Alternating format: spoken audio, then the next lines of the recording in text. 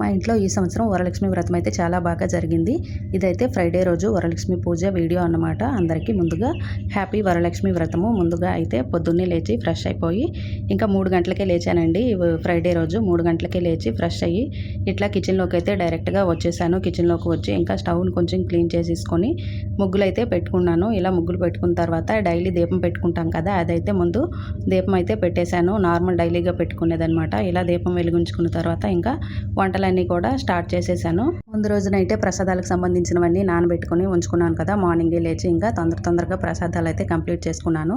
ఇక్కడైతే ఏమేమి ప్రసాదాలు చేశానో చూసేయండి. ఫస్ట్ అయితే పులిహోర చేశాను, అలాగే పరమాన్నం చేశాను బియ్యంతోని, అలాగే శనగలు గుగ్గిళ్ళు అంటారు కదా కొన్ని సైడు, అట్లా గుగ్గిళ్ళు చేశాను అనమాట. అలాగే సేమియా పాయసం చేశాను. నెక్స్ట్ వచ్చేసి పానకము, అలాగే వడపప్పు, గారెలు, నెక్స్ట్ పూర్ణాలు కూడా చేశాననమాట. ఇవైతే కొంచెమే చేశాను టైం అయిందని, ఇంకా మిగిలింది తర్వాత పూజ అయిన తర్వాత చేద్దామని చెప్పి పక్కన పెట్టాననమాట. ఈ విధంగా ప్రసాదాలు అయితే చేశాను. 9 రకాల ప్రసాదాలు చేసిన తర్వాత నెక్స్ట్ వంట పని అంతా కంప్లీట్ అయిపోయింది. నెక్స్ట్ ముగ్గులు వేద్దామని చెప్పి బయటికి వచ్చి గుమ్మానికి పసుపు కుంకుమ అవన్నీ రాసేసి పిండితో ముగ్గులు వేసి మధ్యలో కొంచెం ఇలా కుంకుమ పసుపు అయితే వేస్తున్నాను అనమాట. చిన్న ముగ్గు వేసుకున్నా కానీ చాలా అందంగా నీట్గా వచ్చేసింది. ఇంకా శుక్రవారం కాబట్టి ఇట్లా పద్మాదేవి ముగ్గునైతే వేసుకున్నాను. బయట కలర్స్ ఏమి వేద్దాం అనుకున్నా ఫస్ట్ అయితే, కానీ బయట కలర్స్ అయితే దొరకలేదు మార్కెట్లో. అందుకని చెప్పి ఇలా పసుపు కుంకాలు ఉంటే ఫ్రైడే మంచిది కదా అని చెప్పి ఇంకా ఫైనల్గా పసుపు కుంకాలతో ముగ్గునైతే కంప్లీట్ చేసుకున్నాను. ముగ్గు అయితే ఇలా ఉంది, లుక్ ఎలా ఉందనేది చూసి చెప్పేయండి. నెక్స్ట్ అయితే పూజ దగ్గరికి ఇంకా స్టార్ట్ చేశానమాట. పూజ దగ్గర హాల్లో రెడీ చేశానని చెప్పాను కదా, ఇంకా ఇట్లా హాల్లో అయితే ముందు రోజునైతే ఇట్లా బ్యాక్ సైడ్ కర్టన్ అవన్నీ కూడా మా పెద్దోడు నేను కలిసి సెట్ చేసేసాము. ఆ తర్వాత ఇంక ఇట్లా టేబుల్, దానిపైన క్లాత్,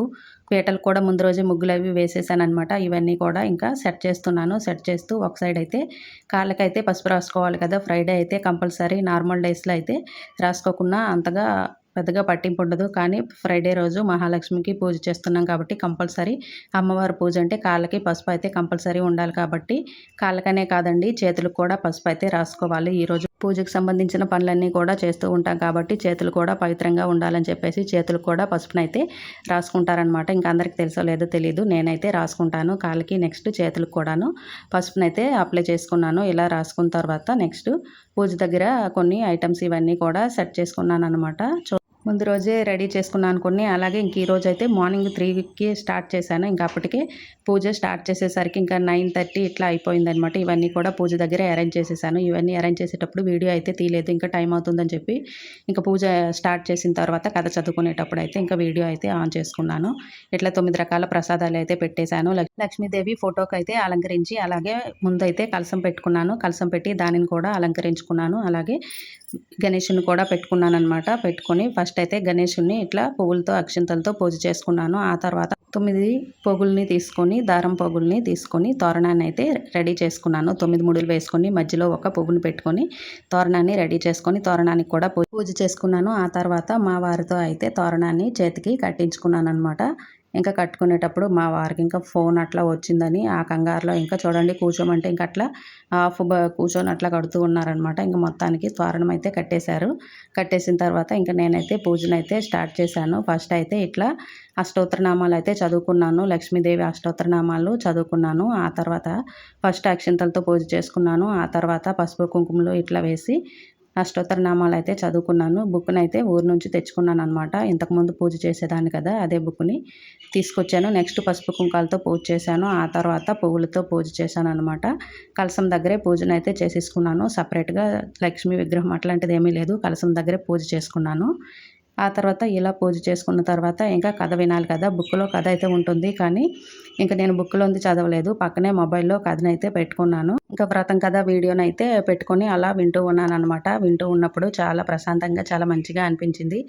ఈ పూజ అయితే మాత్రం నాకు చాలా ఇష్టంగా చేస్తూ ఉంటాను. అన్ని పూజలు చేస్తూ ఉంటాను, కానీ మెయిన్ ఈ పూజ దగ్గరికి వచ్చేసరికి ఎందుకో ఎంత కష్టమైనా సరే చాలా ఇష్టంగా చేసుకుంటాను అనమాట. అన్ని రకాల ప్రసాదాలు అన్నీ చేస్తూ ప్రశాంతంగా చేసుకుంటాను. చాలా హ్యాపీ అనిపిస్తుంది, మనసు కూడా చాలా ప్రశాంతంగా అనిపిస్తుంది.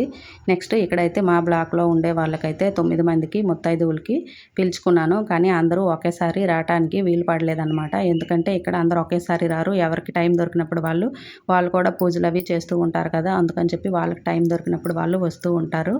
ఇక్కడైతే నా పూజ మొత్తం కథ శ్రవణం అంతా అయిపోయింది. అయిపోయిన తర్వాత ఇలా టెంకాయనైతే కొట్టేశాను. కొబ్బరికాయని కొట్టి పెట్టిన తర్వాత హారతిని అయితే వెలిగించాను. హారతి ఇచ్చేటప్పుడు కూడాను ఇంకా పాటేమి నేను పాడుకోలేదు. పాడొచ్చు, చూసి పాడగలను, చూడకుండా అయితే రాదు. అందుకని చెప్పి మొబైల్లోనే హారతి పాట కూడా పెట్టానన్నమాట. పెట్టేసి హారతి అంతా కూడా ఇంకా నేనే ఇచ్చేసాను. ఇచ్చేసిన తర్వాత ఇంకా మా హస్బెండ్, మా పెద్దోడైతే ఇంట్లో ఉన్నారు. పిల్లలకి ఆ రోజు కూడా స్కూల్ అయితే ఉంది. ఇంకా మా చిన్నోడు 10th క్లాస్ కాబట్టి స్కూల్కి అయితే వెళ్ళిపోయాడు. మా పెద్దోడికైతే ఆ రోజు ఇంట్లోనే ఉండమని చెప్పాననమాట. అంటే కొంచెం హెల్ప్ చేస్తాడని. ఇంకా పూజ దగ్గర కూర్చొని అన్నీ సెట్ చేసుకోవటం, మళ్ళీ లేవటం, కూర్చోవడం అట్లా నా వల్ల అయితే కొంచెం ఇబ్బంది అవుతుంది కదా. అందుకని చెప్పి నేను అట్లా కూర్చుంటే మా పెద్దోడైతే అన్నీ అందిస్తూ ఉన్నాడు. ఇంకా ఫైనల్గా మా వారు కూడా వచ్చి హారతి అయితే తీసేసుకున్నారు. అలాగే మా పెద్దోడు కూడా హారతి తీసుకొని పూజ దగ్గర అయితే దండం పెట్టుకున్నారు. ఈ విధంగా పూజనైతే కంప్లీట్ చేసుకున్నాను. వ్రతం అంతా చేసుకున్నాను. కానీ వ్రతం అయిన తర్వాత మనం ఏదైనా కోరిక కోరుకుంటే దాన్ని ఒక చీటీలో రాసి అక్కడ తల్లి దగ్గర పెట్టి తర్వాత చదవాలంట. కానీ నేనైతే ముందైతే ప్రిపేర్ అయ్యాను చేద్దామని. కానీ ఈ పూజ అంతా చేసే ఈ తతంగంలో అయితే మర్చిపోయాను. ఇంకెక్కడైతే తాంబూలాలన్నీ కూడా మా పెద్దోడే ఇంకా ఇట్లా బ్యాగ్లో సర్దేశాడనమాట. 2 ఆకులు, ఒక్క, అలాగే 2 అరటిపళ్ళు, బ్లౌజ్ పీసు, నెక్స్ట్ కాయిన్స్ కూడా అట్లా వేసాము. అంటే దక్షిణ అన్నమాట. దక్షిణ వేసేసి నెక్స్ట్ వచ్చేసి ఫ్రూట్స్ అట్లా పెట్టేశాము. ఈ విధంగా అయిపోయిన తర్వాత ఇంకా మా వారికి పంచ కట్టుకొని రమ్మంటే పంచ కట్టుకొని వచ్చారు. వచ్చిన తర్వాత ఇంకెలా ఆశీర్వాదం అయితే తీసుకున్నాను. ఇంకే పూజ అంతా అయిన తర్వాత ఆశీర్వాదం తీసుకుంటే చాలా హ్యాపీ అనిపించింది.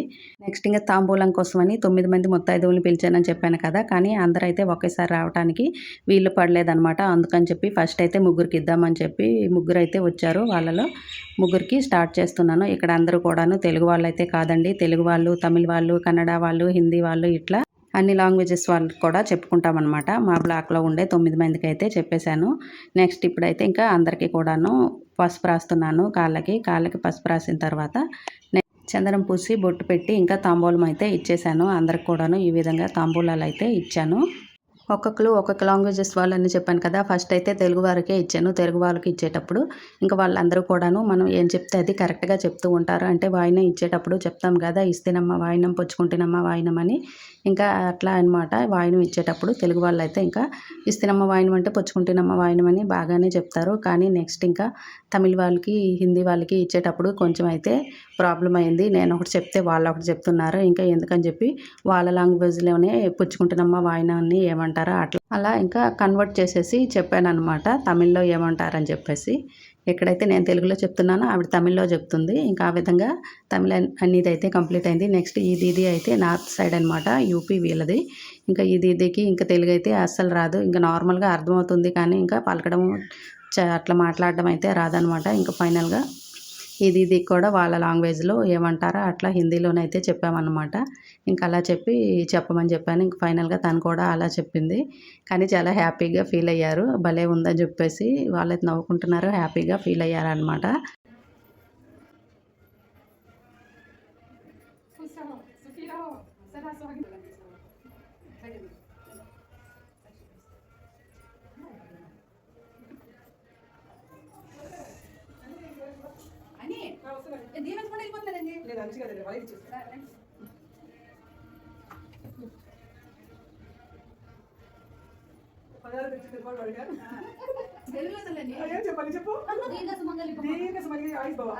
भगवान की कृपा से सभी लोग खुश हैं, सभी लोग पूरा परिवार खुश है, नहीं खुश है, सबके बच्चे अच्छे हैं। अच्छा टेस्ट कैसे पता नहीं है, अच्छा है कि नहीं, भगवान का प्रसाद सब अच्छा है। Thank you Anil, thank you, thank you. देखो फोन कर दो, चलो ब्रेक नहीं हो अन्ना बता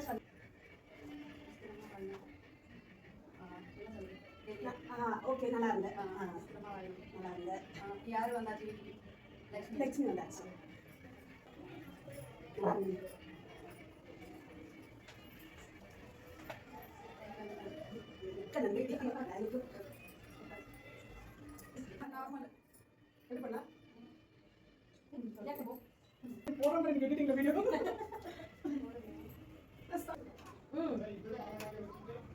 अरे क्या बोल रहा है?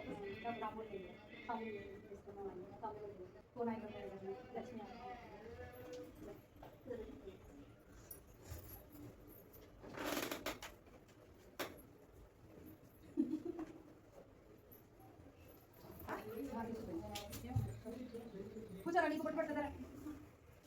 ఇంక ఇక్కడైతే హిందీ వాళ్ళు కన్నడ వాళ్ళతో అయితే ఇంకా మనం ఒకటి చెప్తే వాళ్ళు ఒకటి చెప్తూ ఉన్నారనమాట. ఫైనల్గా ఇంకా తాంబూలం అయితే ఎలాగోలాగా ఇచ్చేసానమాట. వాళ్ళకి హిందీలో ట్రాన్స్లేట్ చేసి చెప్పడం వల్ల వాళ్ళు కూడా కరెక్ట్గానే ఇంకా చెప్పారు. నేను తెలుగులో చెప్పడం, వాళ్ళు హిందీలో చెప్పడం, ఈ విధంగా అయితే కంప్లీట్ అయిపోయింది.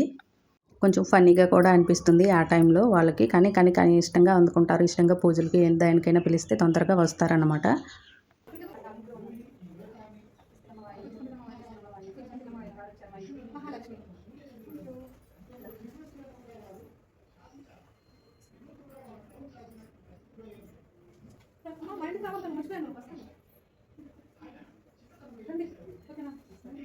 అదే కావ్య రెడీ అయింది ఎక్కడికి వెళ్ళిందంటే అయితే రాలేదా అంటుందండి. నేను అవకాశం ఉంటే నేనుంటే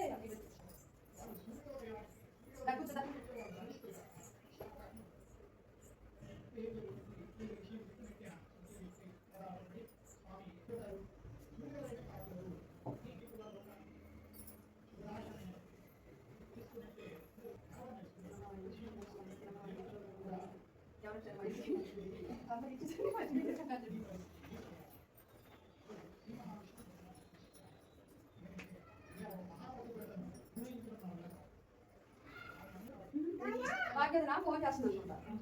నేను ఫోన్ ఇంట్లో పెట్టొచ్చా?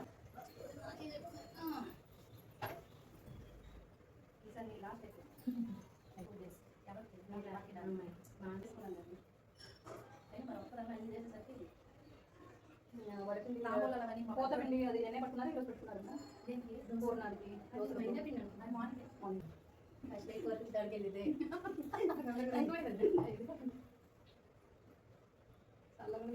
చల్లగా ఉంటుందండి.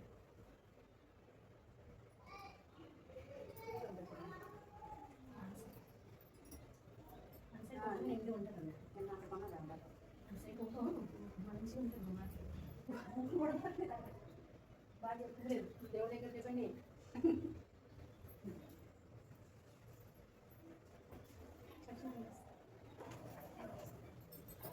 ప్రతి సంవత్సరం చేస్తుంటాను నేను మర్చిపోతాను. ఫోటో చూసుకుంటాను ఫస్ట్ ఏం చేస్తాను ఫోటో చూస్తాను లాస్ట్ ఏమేమి పెట్టాలి.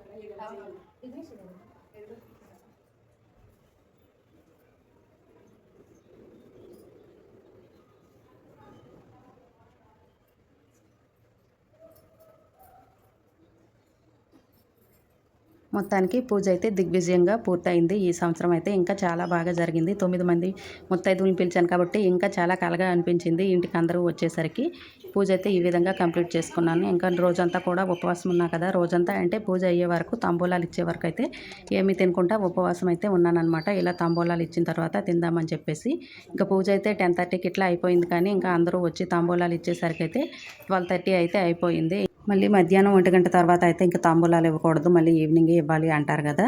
అందుకని చెప్పి ఇంకా 1 లోపే అయితే కంప్లీట్ అయిపోయింది. మంచిగా ఈ విధంగా పూజను అయితే చేసేసుకున్నాను.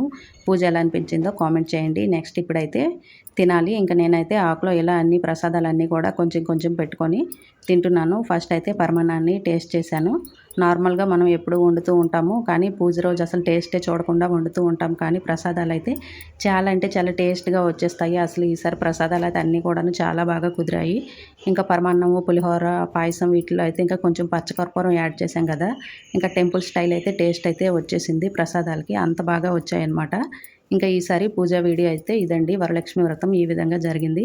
వీడియో ఎలా అనిపించిందో కామెంట్ చేసేయండి. వీడియో నచ్చితే లైక్ చేసేయండి. నా ఛానల్ని ఫస్ట్ టైం చూసినట్లయితే సబ్స్క్రైబ్ చేసుకోండి. అలాగే మళ్ళీ నెక్స్ట్ వీడియోస్ కోసం వెయిట్ చేస్తూ ఉండండి. కంపల్సరీ ఫాలో అవ్వండి ఛానల్ని. Thank you for watching. Bye friends, మళ్ళీ నెక్స్ట్ వీడియోలో కలుద్దాం. Bye bye.